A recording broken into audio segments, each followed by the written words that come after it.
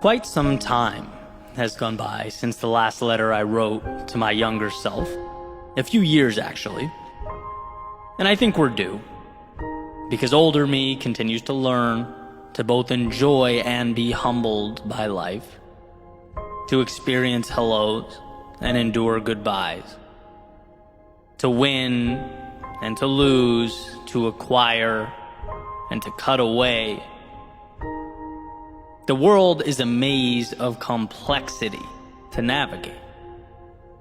And maybe we should start right there. Because look, kid, there are some fundamental ideas about life that you just have wrong. There is no door that you walk through where you suddenly go from not understanding to finally having all the answers. Part of growing up is realizing how little human beings know about anything. And that's okay. What you'll understand is it's not a reason to run, it's a source of courage to draw from. Oh, but adults are wise, you might think. No, adults are just children with mortgages. You'll learn that, and as we all become renters, even that's changing, right? Oh, but him over there, or her, wait, them, they have it all figured out. No, they just walk with conviction into their individual unknowns. That's all. Oh, but there has to be some certainty. We have to know some things for sure, you might think. Well, certainly we do, or at least we think we do, but you have to understand, 150 years ago, science said bleeding someone out would cure them of their illness, right? Our pursuit of truth is crucial, but it's a work in progress. Life is a work in progress. You are a work in progress. So what am I talking about? Why does this matter? Because I don't want you to think that you are ill-prepared to venture further into your potential. I don't want you to think that other people have what you don't, that you're not enough. The world around you is chaos. It's a mess. It's clay.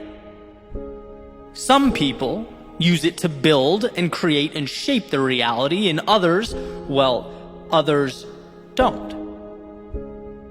The kicker here is that nothing is built if you don't first give yourself permission to take the unknowns and make something with them.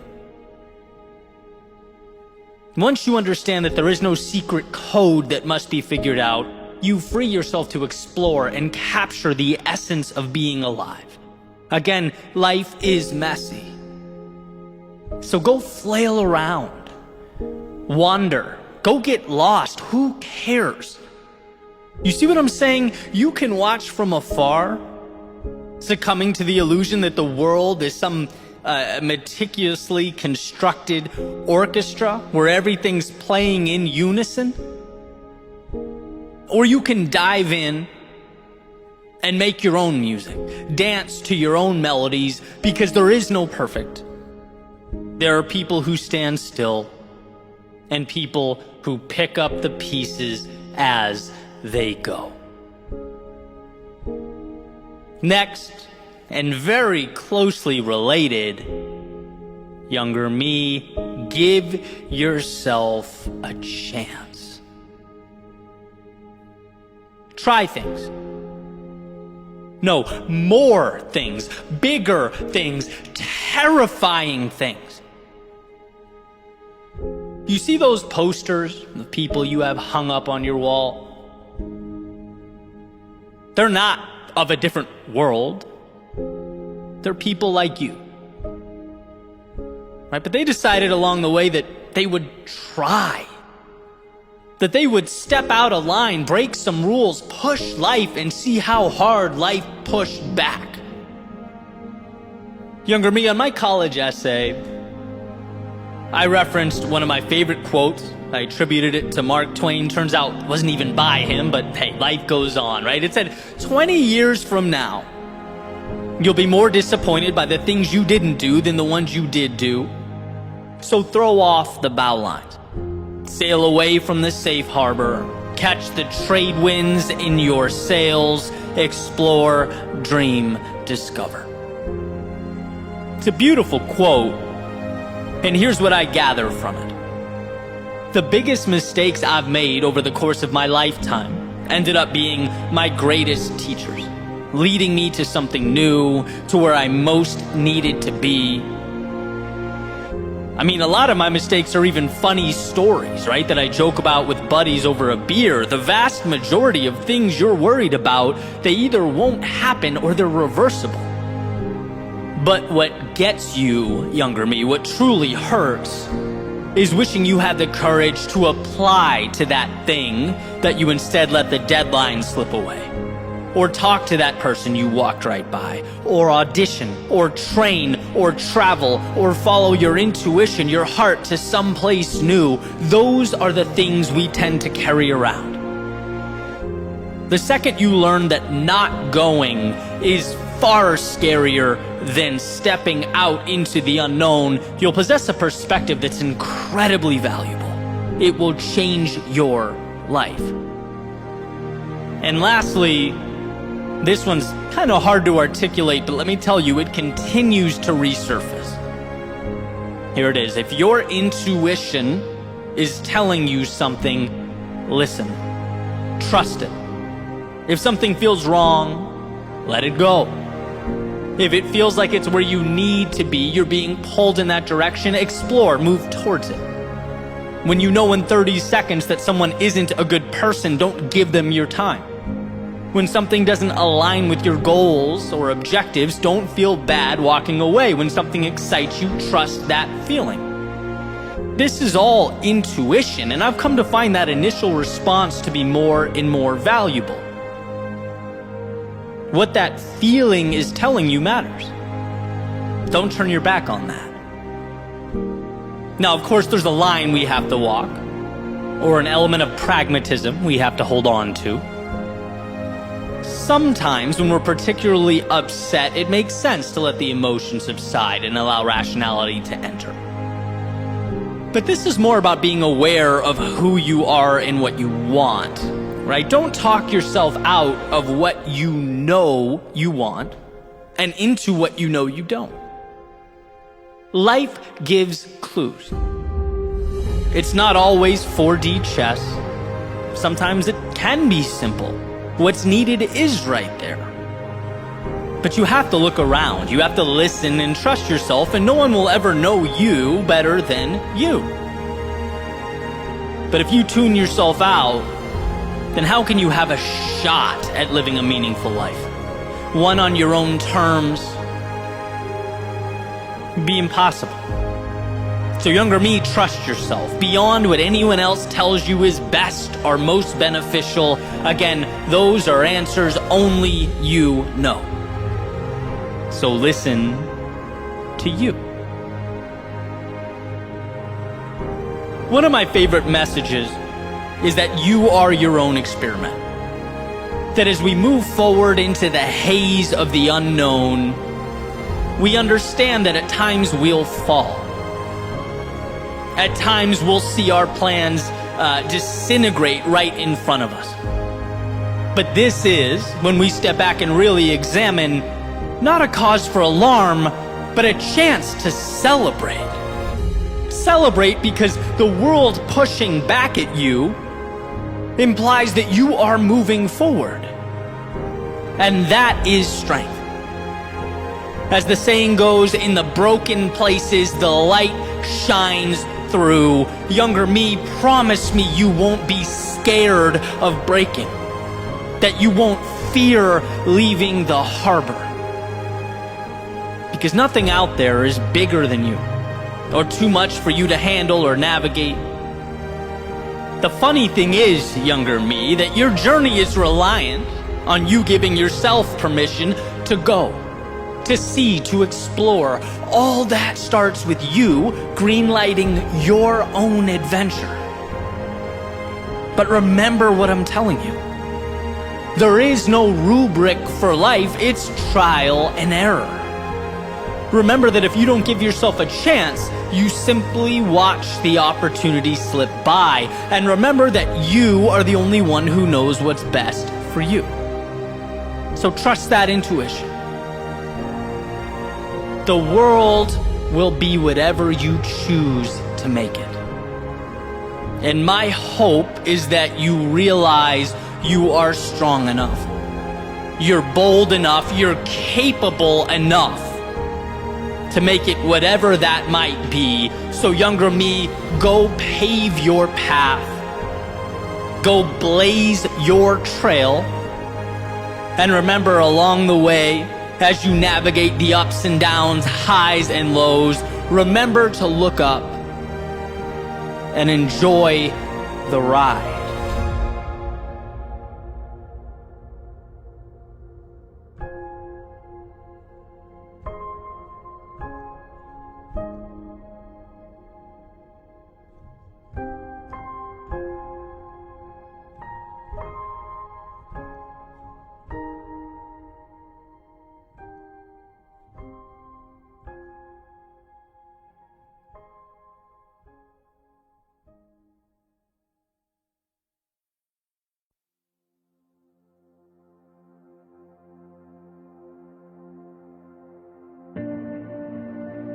Someday, the things that you currently don't understand will make sense. Someday, the big things you're dealing with won't seem so big anymore. Someday, the doubts you have about yourself will be revealed as false. Someday, you'll see that the things you worry about didn't matter at all. Someday you'll see that the road before you wasn't something you had to walk flawlessly, but rather something you had to trust and believe in. Someday you'll look in the mirror and see that you had it in you the entire time, that there was nothing you needed or should have been hoping for. Yeah, someday. Someday that will all be true. But what about some days from the past? I remember years ago thinking someday I would venture out into the world. Someday I'd speak my mind. Someday I would start my own business. I would surround myself with people who believed in what I believe. Someday I'd make a little more money, have a little more time to do what I love. Someday I'd have all that. And as I look around, I realize it looks a lot like someday. But guess what? As we grow, so do our some days. It's a chase that never ends. There's always something more. There's always something bigger and better. And the problem is not the ambition. The problem is forgetting that in so many ways, you've dreamt of being where you stand right now. You have arrived. You're not the same person that 10 years ago was throwing some days out into the universe. No, you have grown. You have learned. You have evolved. And why does this matter? It matters because without acknowledging how far you've come, you cannot acquire the strength needed to go where you must go. When you don't feel good enough, it's often because you haven't looked over your shoulder and opened your eyes. The evidence is right there. It's hiding in plain sight. There's proof that you've been there, that you've faced demons and conquered them, endured your battles and overcame. You did that. And at one point not that long ago, you couldn't say that you had. You weren't yet that person, but things are different now. What you have today was once only that hopeful someday. It was a fleeting thought. It had no merit and no value, yet you brought it to life. Look what you've done. Understand how far you've come, how you ran when you could, you walked when it was possible, you crawled when you had to, and continued on to arrive at a someday that is right now. You, my friend, are a maker of things unseen, an architect of tomorrows and somedays, so don't you dare, don't you ever entertain the delusion that this gift suddenly stops now. Suddenly the burden is too much. The mountain is too tall. No, what you do is overcome. That is who you are. You've done it for you. You've done it for the ones you love, and in some cases, the ones who didn't even understand, but you kept going. Marching through the fires of hell to turn some days into right nows. And I get that the road before you is uncertain. There's no way to know exactly how life will unfold. But that's besides the point. A bird can't predict every gust of wind it's going to encounter. It spreads its wings, takes off, and adapts because it can, because it always has, because that's what it does. I'm not advocating that you should have all the answers. No, I'm suggesting that you trust yourself to find them. To move forward into the haze that surrounds you, to make sense of the seemingly illogical, bring about reality from the make-believe. Someday, you will have what you're aiming for. But here's to never letting a today go by without realizing that you are always living out a someday from your past. You are always arriving and leaving simultaneously. The accomplished and the student, crossing a finish line and on the starting block with another race around the corner, another chance to stretch your legs and reach for the heavens. If you ever forget that, I ask that you find it within yourself to look over your shoulder, to remember what you once asked for, and to appreciate the journey that you have undertaken. You did that. Now onward you go. You have more some days to bring to life.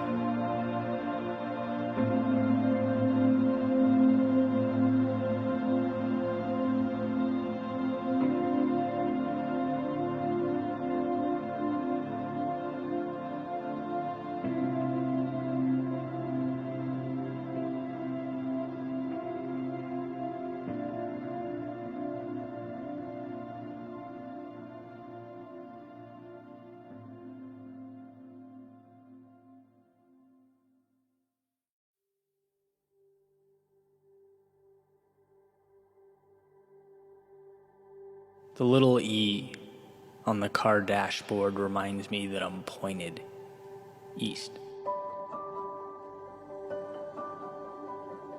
As I sit at the red light, perpendicular to Ocean Ave, staring out at the water, this is it. This is as far as I can go. There are no more streets or towns or cities. There can't be any more stops along the way, just miles and miles of ocean.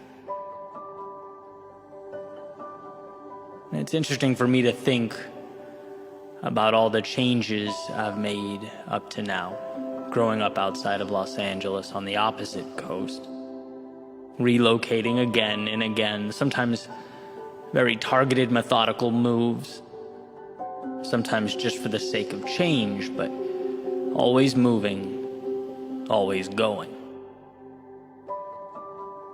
There's a saying that wherever you go, you take yourself with you, right? You can change the scenario, the circumstances, the surroundings, but ultimately, you can never outrun yourself. You are accompanying you, on whatever journey awaits. And it's often not until you run out of real estate, until there's no more road or options, that you're forced to look in the mirror and acknowledge that it is you who must change. It's you who must evolve and become that person that you need you to become. And that can be a scary thing. After all, anyone can get in a car and head east. Anyone can point the compass away from the chaos of now. Move away from their demons. But how many of us can find the strength to look those demons in the eye? How many of us can make ourselves bigger than what attempts to weigh us down? All of us can, but how many of us do? Are we running to something or from something? Because there is a difference, and that difference is not small. One of my favorite speakers, Jim Rohn, when referencing our journeys through life, our push to make more of ourselves, he essentially said, it's not what you get at the other end. It's who you become along the way. And I think, like everyone, I've forgotten that from time to time over the years, forgotten that value is not simply in going, but in becoming, in the courageous little steps that accumulate over time. Forgotten that the external world might inspire or excite, that change might invigorate the soul, that the road untraveled might remind me of life's beauty, but these externalities are only as valuable as you allow them to be. They're only opportunities if you decide them to be so.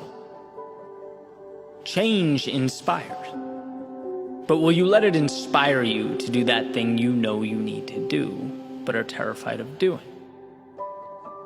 And that road, it might remind you of life's beauty. But will you let that reminder be your invitation to share your own beauty with the world, whatever that means for you? Can you be that vulnerable? Can you take that leap in the story of your becoming? See, it is incredibly easy to look out at the world and pinpoint its flaws. All those little problems and imperfections, they tend to jump out at us. But can you identify what you, yourself, need? Can you be courageous enough to ask those questions of yourself? What matters to me? What does a meaningful life look like to me? Where am I falling short? That is a conversation that needs to be had.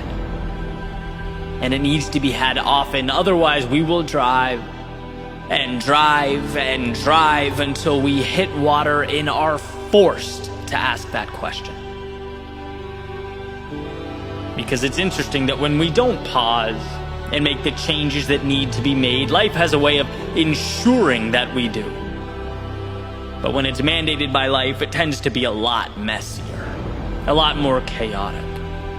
At least than when we make the decision ourselves. But either way, we cannot run forever. Either way, we must step into a new pair of shoes and learn to walk confidently with them into the night. There are plenty of little mantras floating around out there, little pieces of advice, and perhaps it's best for us to weigh them each individually, see what meets our needs and fits our criteria. After all, life is not one size fits all.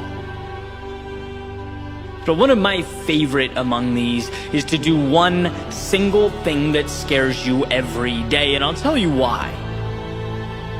Because when we become conditioned to turning our backs on all the uncomfortable things in life, we cripple our prospects of a better tomorrow. It's synonymous with the seed refusing water, saying no to the very thing it needs most. And what should be noted here, one of the reasons it's so dangerous, is that saying no is incredibly subtle. It's not some big event or explosion. There's no fireworks show that occurs every time you walk away from what you need. No, it goes unnoticed. And again, one of the greatest challenges is quantifying that which we don't do. How do you measure that thing you walked away from? Well, unfortunately, you can't. You can't, at least until you're staring out at the Atlantic with nowhere to run, no more escaping on the agenda. You don't know until you're forced to pick the pieces up and make something of them. And I say this so that hopefully it can ignite that spark in your soul that you need most, whether you previously recognized it or not. I say this to remind you how much bigger you are than your problems, how you have the ability to transform all that exists around you when you transform yourself. There's a certain inevitability associated with how we see ourselves. And I believe this to be true at both the personal and the societal levels. Anyone can look in the mirror and see the past, where they've gone wrong, how inadequate and ill-prepared they are. But the courage to look in the mirror and see strength, to both identify and understand one's shortcomings, but know that you have the power to do something about it. To know that the times you fell or didn't make the cut, they don't indicate that the endeavor was all for naught or unequivocally wrong. No, there is so much good tied into your pursuit. So much beauty and courage ingrained in your soul. But imagine a life where you no longer run from the gaps, but close them. Imagine finding it in yourself to begin that hero's journey. And where you used to run to protect yourself, now you take the offensive to grow yourself. Where you used to avoid the possibility of failure, now you chase the possibility of victory. You can have that if you want to. You can be that if you choose to. And sure, you may never be able to outrun yourself, but you can always adapt yourself to be that person you always needed you to be. Sometimes we just need the reminder that we are strong enough. We do have what it takes. And that the thing that hurts us most in the short term not only saves us pain in the long term, but it becomes what we live for. It is where we find our meaning. And so perhaps this ocean before me is not there to remind me of my constraints, that I have no road left, but a reminder of just how often we measure using the wrong metrics. Perhaps I needed to see again that it's not where I end up, but who I become along the way. That when the internal self steps into the shoes it's been too intimidated to wear, that when the world within becomes the beacon you need it to be, the roads and the stops along the way, they matter a little bit less than the eyes that process it all, that decide what it means, how it will be utilized in the game of life. And so, yes, the little E on the car dashboard, it says that I'm pointed east. But as I sit at this red light, perpendicular to Ocean Ave, staring out at the water, I know this is only the beginning.